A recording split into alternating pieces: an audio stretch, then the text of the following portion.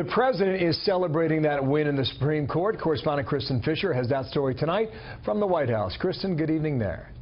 Good evening, Bill. Well, in a somewhat surprising move, President Trump didn't mention the Supreme Court decision when he spoke in the Rose Garden just moments ago.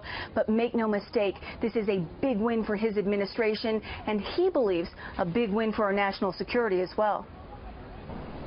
President Trump says today's Supreme Court decision reinforces what he's been saying for months, that he has a right as commander-in-chief to impose his travel ban in order to keep the American people safe.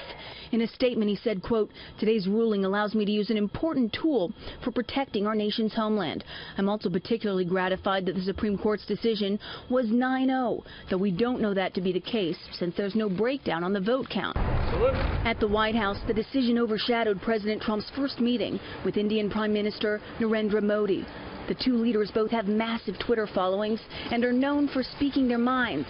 But personalities aside, they differ on several key issues, including President Trump's decision to pull out of the Paris Climate Accord and immigration.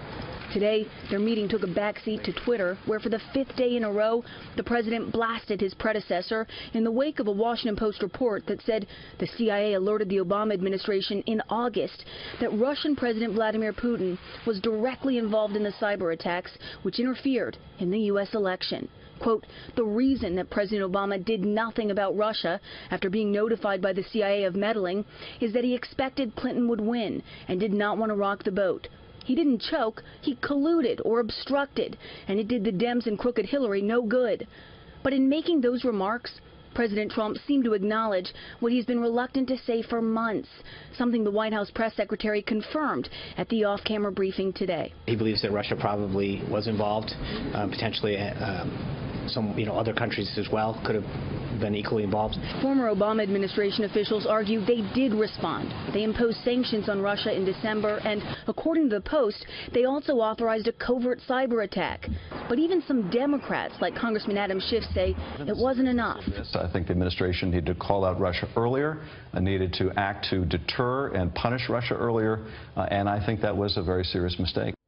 Now, other Democrats have hit back at President Trump by saying, don't forget, during the campaign, it was Mr. Trump who openly encouraged Russia to find Hillary Clinton's missing emails. But at that off-camera briefing today, Sean Spicer said the president was clearly joking. Bill? Thank you, Kristin. Kristin Fisher on the North Lawn tonight.